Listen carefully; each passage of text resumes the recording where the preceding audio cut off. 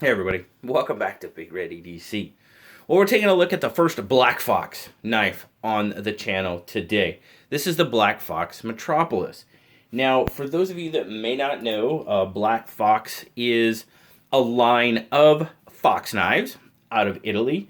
Now, on Fox Knives website, they advertise the Black Fox line as their outdoor line, you know, camping, hunting, or their first responder type brand, like, you know, firefighters, policemen, that type of thing.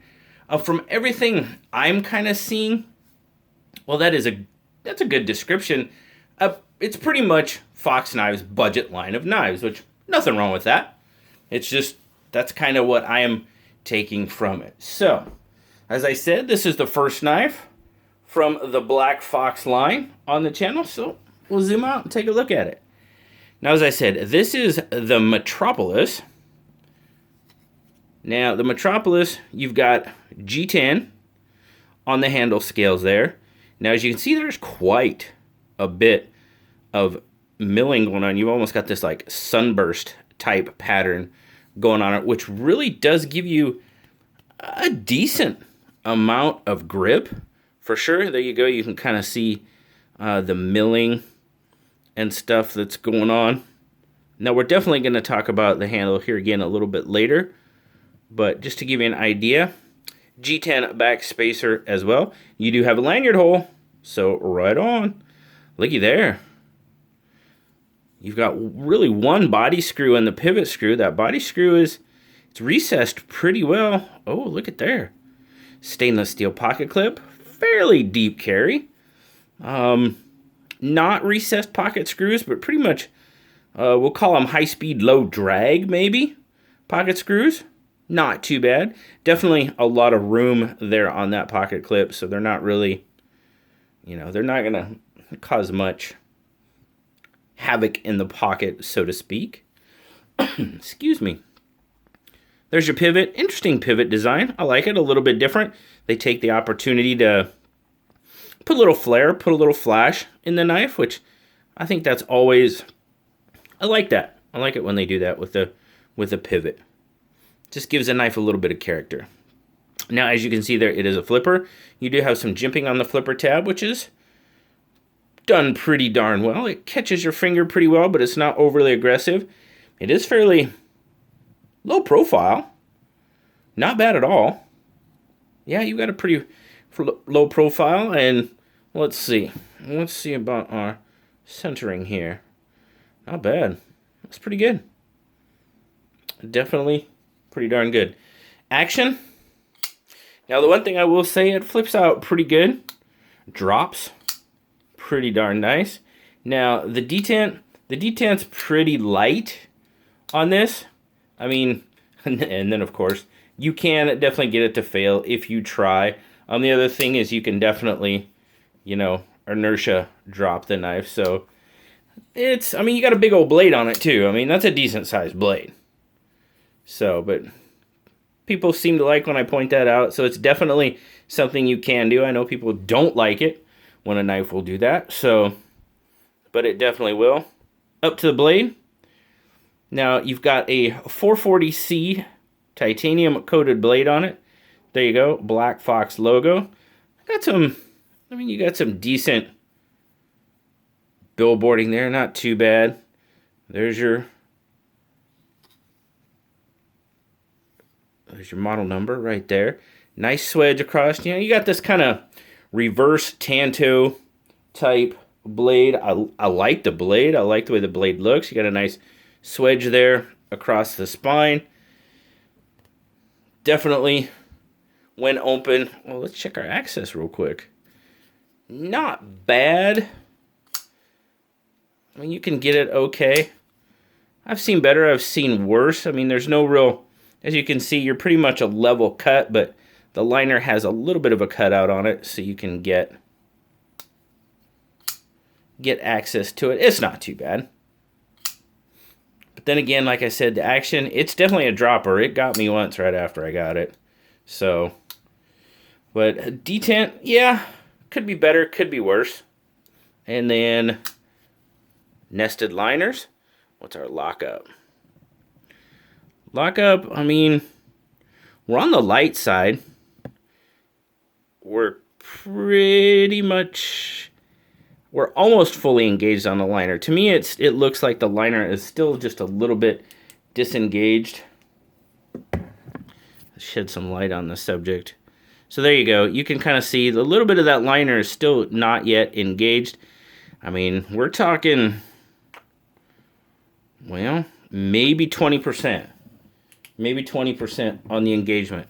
Is it safe? Yeah, it won't break by doing that, so you're okay there. No up and down, no side to side, no wiggle, no wobble, so it's a pretty darn good lockup there for sure. Let's get our specs out of the way real quick.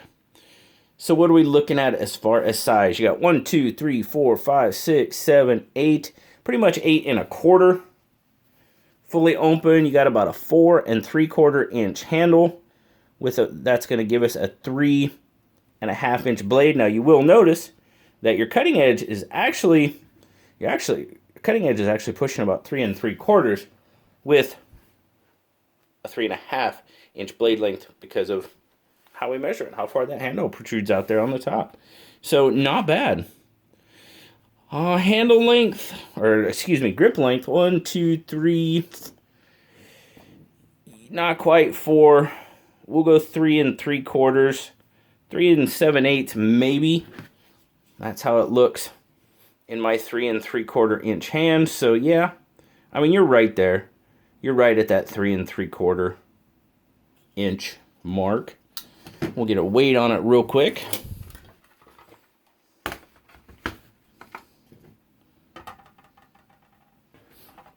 Guess I should let it zero out first, huh? That would help. So, 3.6 ounces. Not a bad weight for the size of the knife, honestly. 101 grams. We'll look and see. Now, there's not really much milling. We're going to need our flashlight again because that back spacer is taking away our light, but there's not really a whole lot of machining going on, you know, for lightening it up. And the liner, I mean, you can look at that liner. The liner is not very, it's not an overly hefty liner. It's a fairly thin liner on that. So let's see. Carry. How's it look in the pocket? So like I said, it's fairly deep carry. You don't have a whole lot sticking out there. Profile of the handle kind of helps out in that. Cuts it down. Nice. I really like the way the pocket clip looks. It was pretty good in and out of pocket. Retention, pretty darn good. So pretty good all around there. So my all around, what do I like? What do I don't like? Well, you pretty much heard me say that I really liked it. I like the blade. I like the shape. That reverse tanto kind of style blade. Yeah, I'm like that all the time. Let's look at our choil. I didn't do that. Brushed my finger up against it. It took some skin. Not bad. Not bad as far as that goes. But overall, the blade is pretty darn good. The pocket clip is pretty darn good. Not bad at all. The grip on the G10, pretty darn decent. Yeah, overall, it's not too bad. Now, what do I maybe don't care for so much on it? The overall feel in hand.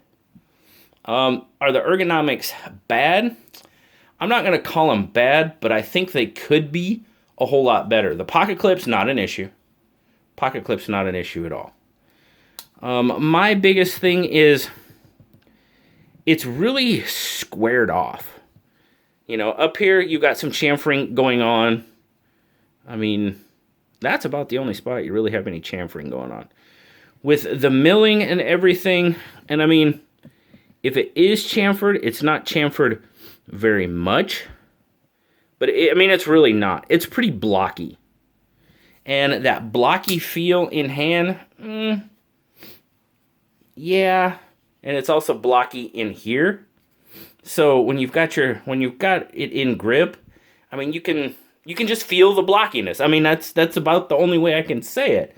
It's not really chamfered, and I'm not crazy about the way it feels, to be perfectly honest with you. It's not, does it hurt? No. Does it, it's no hot spot, really. It's just, I don't like the way the blocky handle feels. You know, it's not my cup of tea, we'll say. And then the other thing is, you know, the detent. I mean, like, it doesn't take much force to flip it out.